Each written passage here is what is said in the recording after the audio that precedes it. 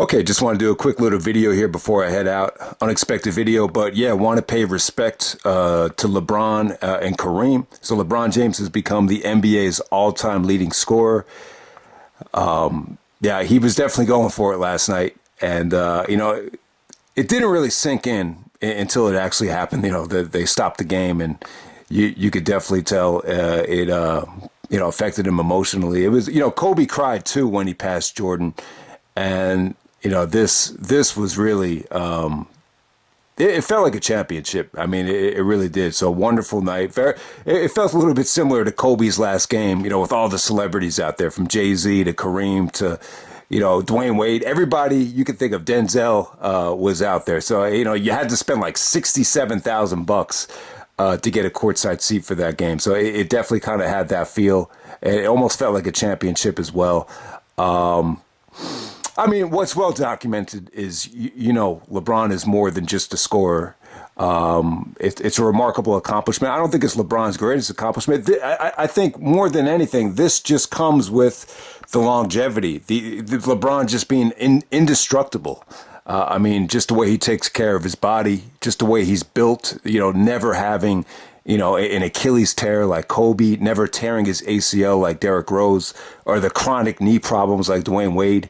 Just Mr. Indestructible LeBron James, 20 years in, at 38 years old, still doing it. It doesn't really surprise me. I think, once you reach that age, the skills are better than ever. And really, if you could just take care of yourself and stay injury free, you could be as good as ever. And I think that's the remarkable thing about it. And it kind of just makes you wonder, man. Like, it's like, now that this is out of the way, I think people are going to use it against LeBron if he doesn't, do everything he can to win a championship this year. I mean, I think he needs to go back, and they've already moved Westbrook. Westbrook has been, agreed to be moved to Utah. Utah is going to buy him out, so that's going to open up some cap space. So yeah, it seems now the winning is the priority, and we're going to see exactly what the Lakers can do. I like to see, them try to move Anthony Davis. I just think Anthony Davis is not hungry anymore. I don't think he's playing with the eye of the tiger, that he was playing with in the bubble.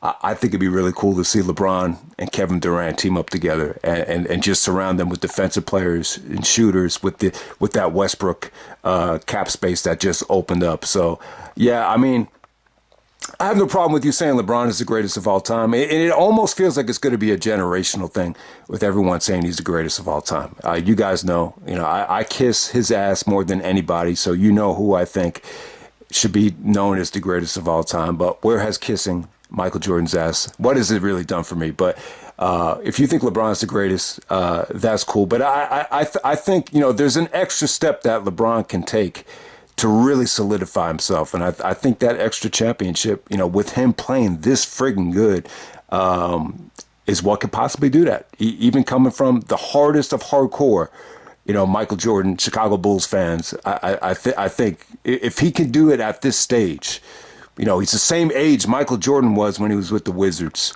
So, I'll be rooting for him. I'd like to see it happen. I just think it'd be a cool story. I think him and KD reuniting. Definitely think they need to make a trade. I mean, you just can't rely on Anthony Davis at this stage. But yeah, man. Bottom line is,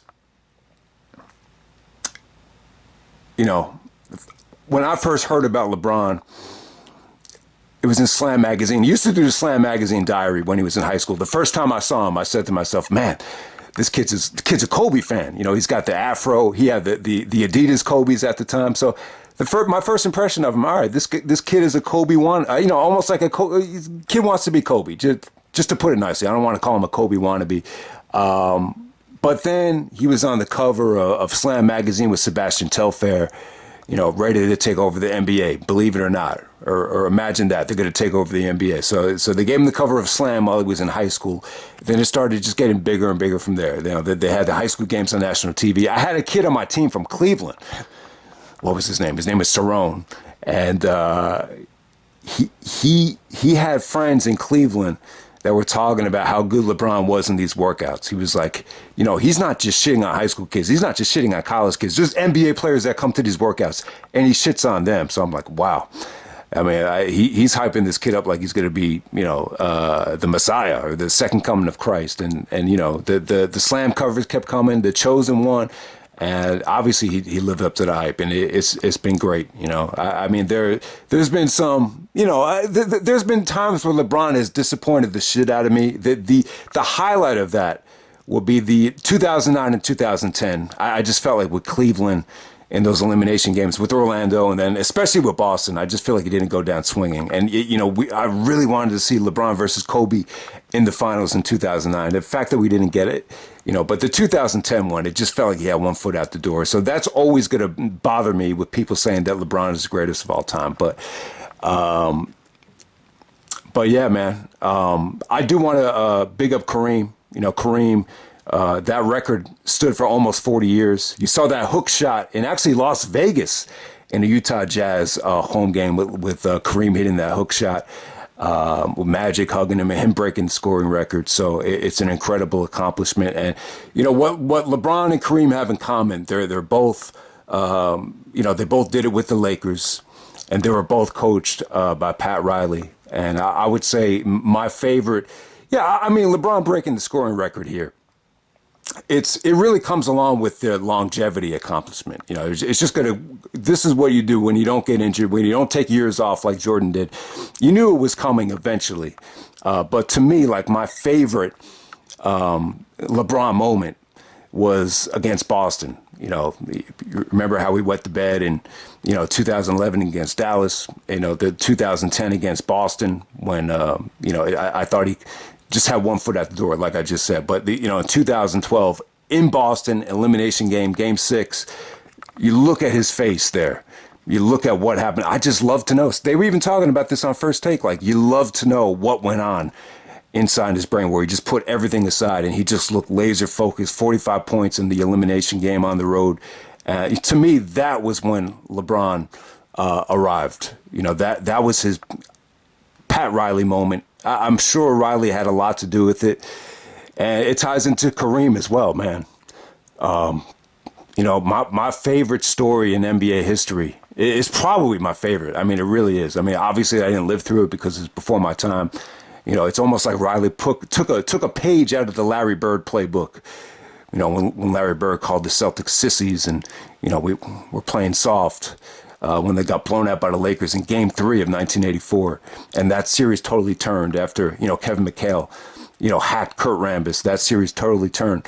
But when you look at 1985, they open up the series in Boston. It's on Memorial Day. They get blown out of the water. Kareem has a bad game. He did not look good. He wasn't moving good. I think he might have had like 6 or 8 points, something like that.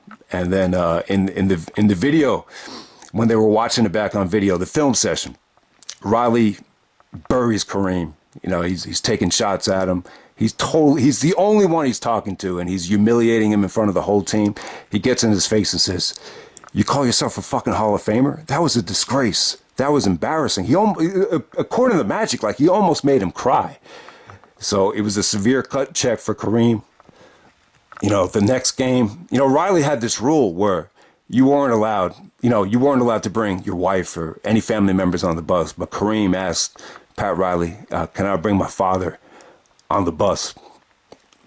And he let his father ride on the way to the game, and it made all the difference in the world. And Kareem he won the MVP of that series. He dominated Game 2. He's blocking shots. He's doing the sky hook. MVP at 39 years old, Kareem Abdul-Jabbar in 1985 NBA Finals. And that was a huge finals. Magic got embarrassed.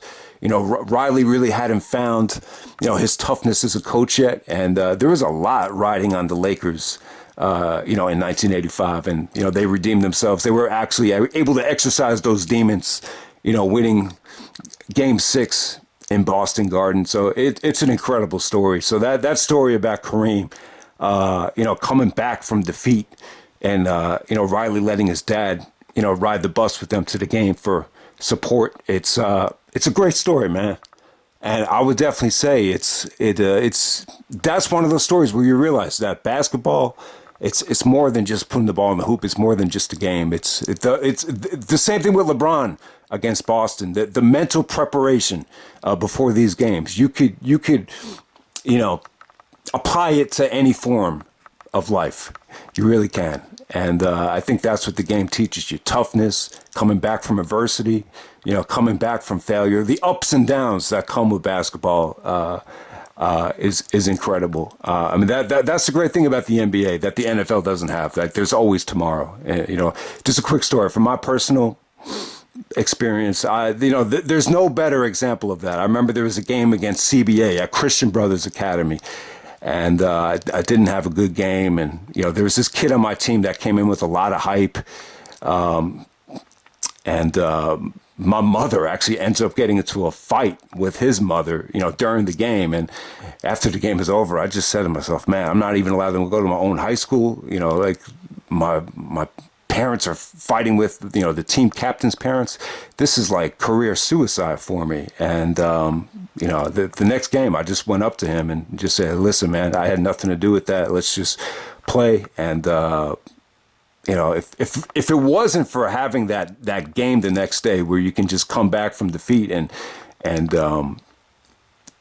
have a good game and